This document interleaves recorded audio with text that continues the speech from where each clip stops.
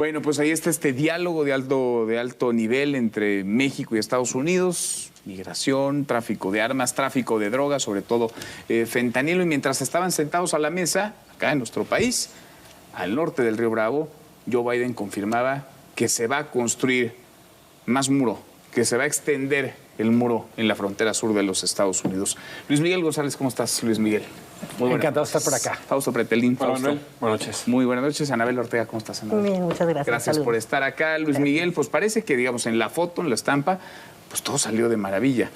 Pero hemos visto varios encuentros en donde más o menos dicen las mismas cosas, los mismos términos, las mismas palabras, y no sé de qué tanto estén sirviendo estos diálogos. Creo que hay que valorar, sobre todo cuando recordamos lo que pasó en los tiempos de Trump, la importancia de un diálogo en donde no haya insultos, donde haya siquiera el respeto por las formas.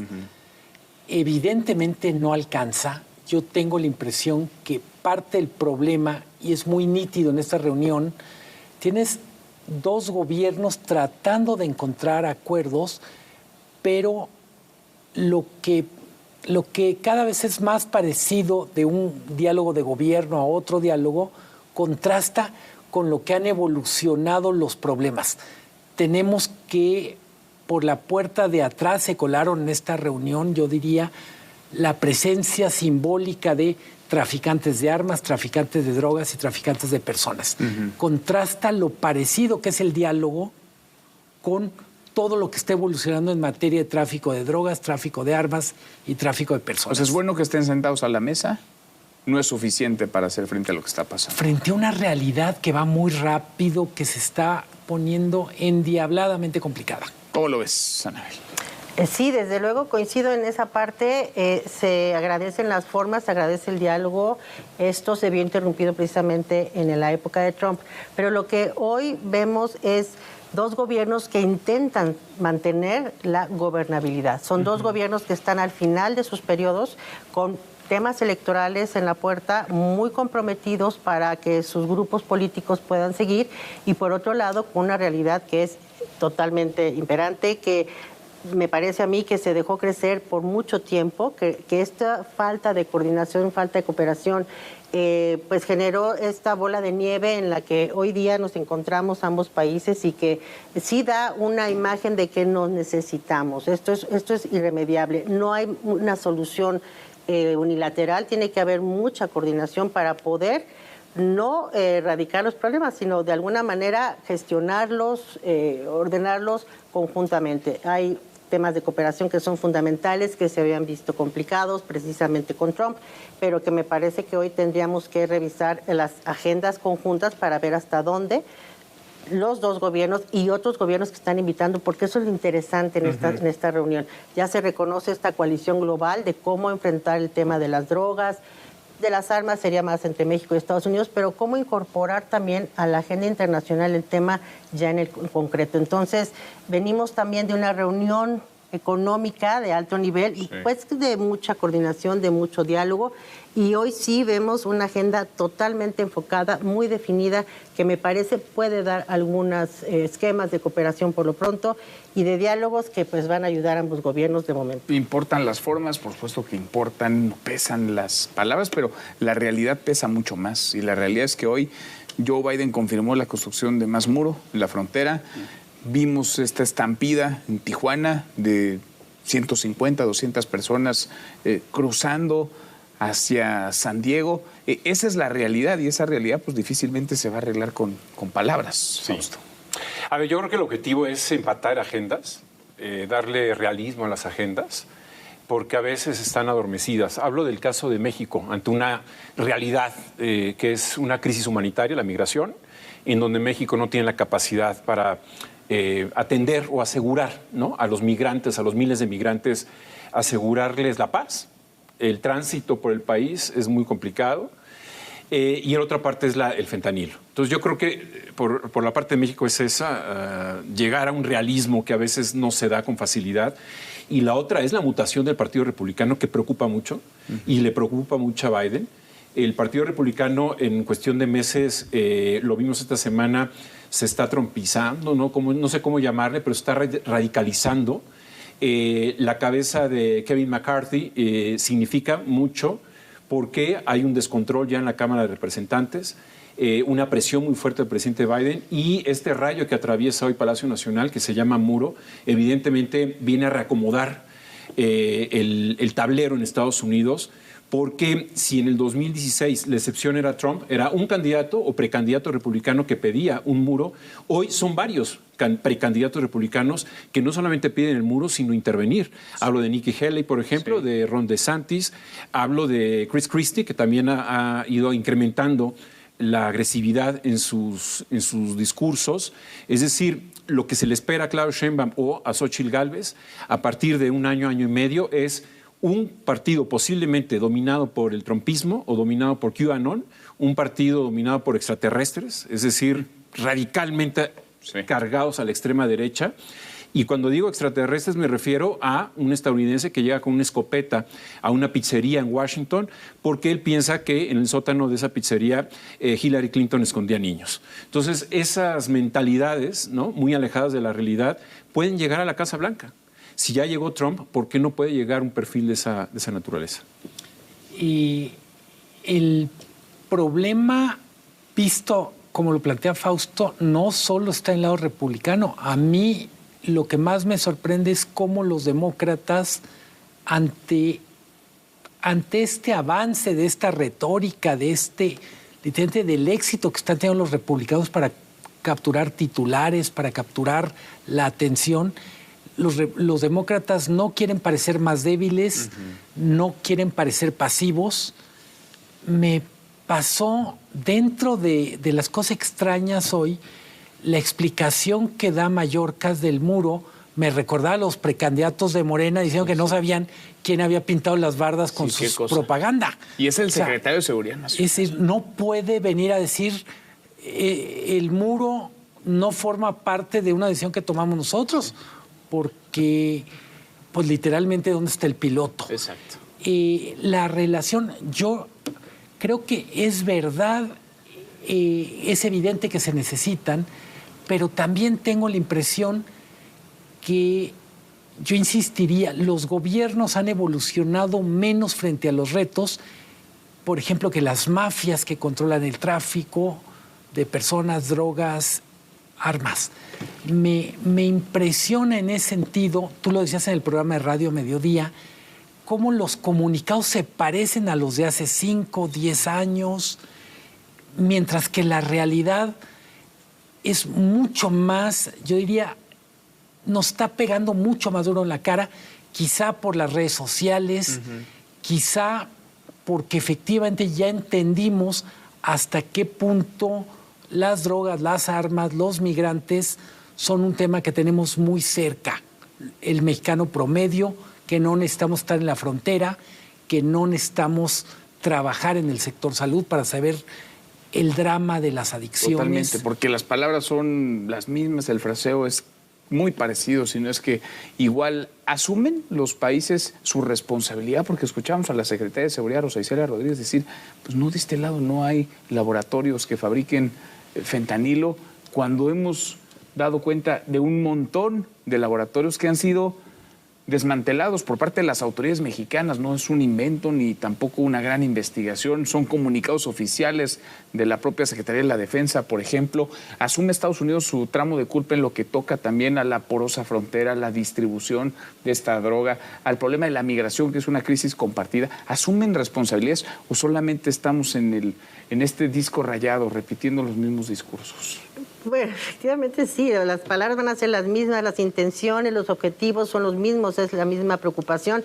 El tono es el que cambia un poco. Hoy vienen a decir somos corresponsables, estamos también el gobierno estadounidense revisando qué pasa con los problemas de salud pública, que recordemos no solo ha sido el fentanilo, hoy ya es el pico de estas terribles adicciones que han sufrido por mucho tiempo y que justamente recordaba yo con estos comunicados y demás, cuando hubo la reunión de alto nivel de Norteamérica sobre el Tratado de Libre Comercio, que estuvo aquí el presidente Biden y el presidente Trudeau, primer ministro, en la reunión fue muy sintomático cómo En esta primera reunión bilateral Estados Unidos-México, el presidente López Obrador dijo, nos interesa mucho el tema migración para ver qué pueden hacer ustedes por Latinoamérica. Y el presidente Biden contestó en algo que a mí me llamó la atención en ese entonces.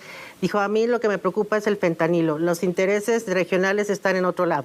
Fue contundente. Estábamos, fíjense, en un diálogo que no empataba, eran peras y manzanas, y de repente hoy dicen, bueno, espérense, sí es fentanilo y sí también migración. Creo que el tono cambió en la corresponsabilidad. Desde luego creo que estamos tarde. Como digo, 2 gobiernos que están por terminar sus periodos muy preocupados por mantener el poder, como hoy vimos, y en esta pues mal momento, como bien mandas una delegación de alto nivel y al mismo tiempo estás dictando una declaración presionado por temas del Congreso en donde te ponen contra las cuerdas. Sí. Y a México, por supuesto, lo ponen en una situación quizá con un poquito más de margen. Ahora, el no decir que tienes laboratorios y que produce el fentanilo, pues también me parece que es un tema pues de estrategia. No podría decir un funcionario de ese nivel, sí, ya sabemos dónde están, porque entonces, ¿qué haces?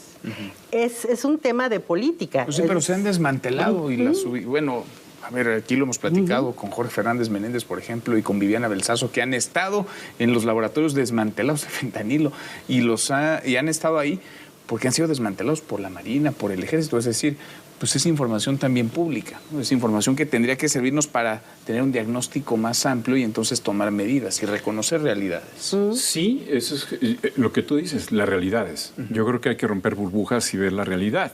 Los chapitos con las mantas ahí en Sinaloa decían, aquí está prohibido la producción de fentanilo. Creo que es un poco grotesco, ¿no? Ese sistema de comunicación, pero si ya hasta los chapitos están diciendo eso, creo que sí, las asimetrías en temas, en este caso creo que, y lo que tú comentabas, ya el periodo final de los dos gobiernos, hablan de que ya están muy desgastadas también ya la relación, creo. O sea, yo creo que no hay esa...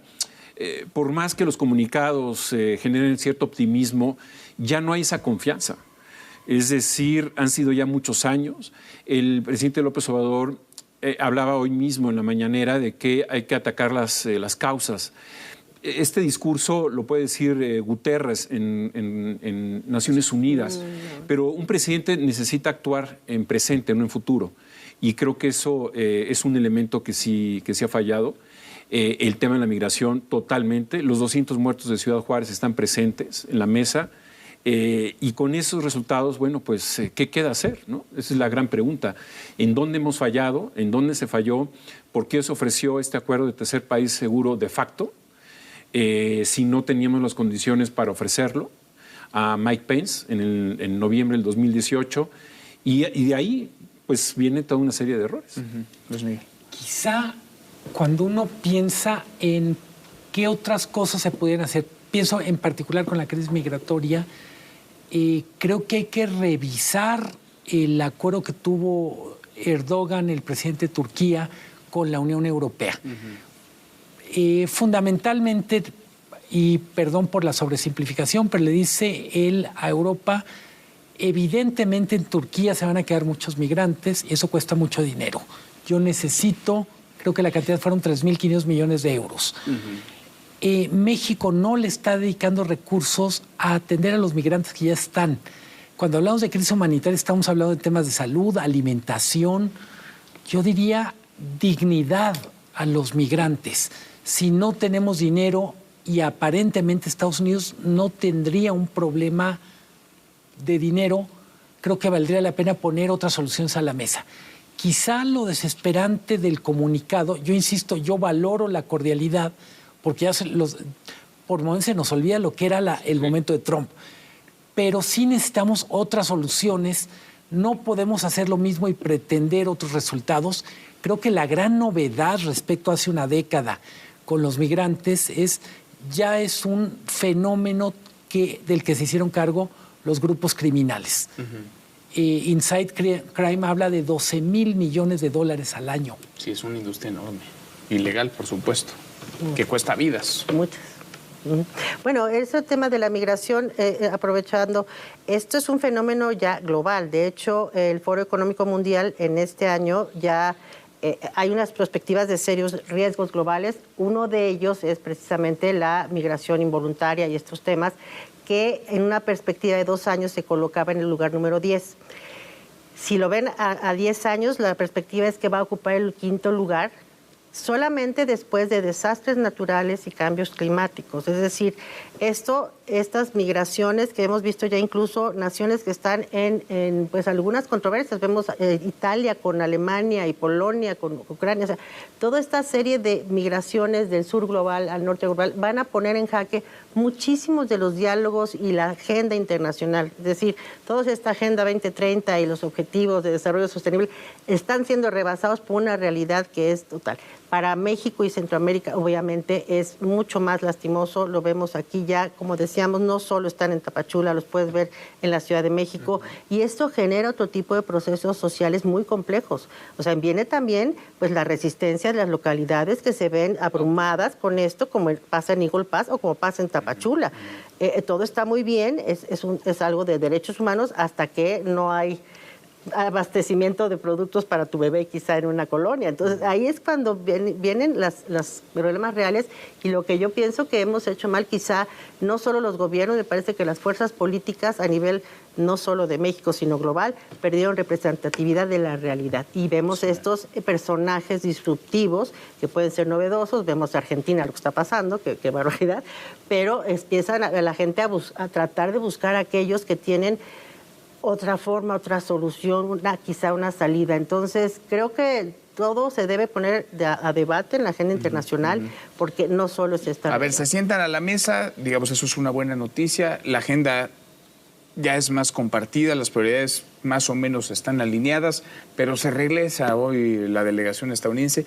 ¿Y con qué se regresan? Es decir, ¿qué va a pasar mañana, pasado mañana, en un mes, en 6 meses? Algo va a cambiar, de algo va a servir. Difícilmente va a cambiar. Este diálogo. Se quedan con el tema del muro. Yo creo que el muro robó la agenda, eclipsó, digamos, la reunión de hoy en Palacio Nacional. Es muy fuerte, de manera simbólica, el muro. Y eso es lo que se queda a Biden. Es decir, Biden en su agenda doméstica dicen, ya ven, yo también estoy poniendo el muro en Texas para decirle al gobernador tranquilo, y alinearse un poco a estas corrientes que están por debajo del piso allá en la Casa Blanca, que son muy fuertes y que lo están orillando a tomar esas decisiones para tratar de reposicionar a su partido, en donde yo insisto, creo que ni Biden ni Trump van a ser candidatos a la presidencia. Me parece que ni Biden ni Trump van a ser candidatos. Yo creo que no. Cuando la inercia hoy te diría que los dos serían candidatos. Sí. En el caso de Trump, porque los problemas judiciales le van a agarrar los pies, y sobre todo el papel hacia el exterior, con un presidente que tiene muchos problemas judiciales, dañaría la imagen súbitamente a Estados Unidos y lo llevaría a una decadencia que ya de por sí hacia allá va encaminado el país. Con esto sería ya y en el caso del presidente Biden, creo que su capacidad ya física en los últimos meses ha ido reduciéndose. Sí, no puede un presidente ya tener con esas edades el mando de un país como Estados Unidos. Pues interesantísimo. A ver qué. La información que buscas la encuentras con nosotros.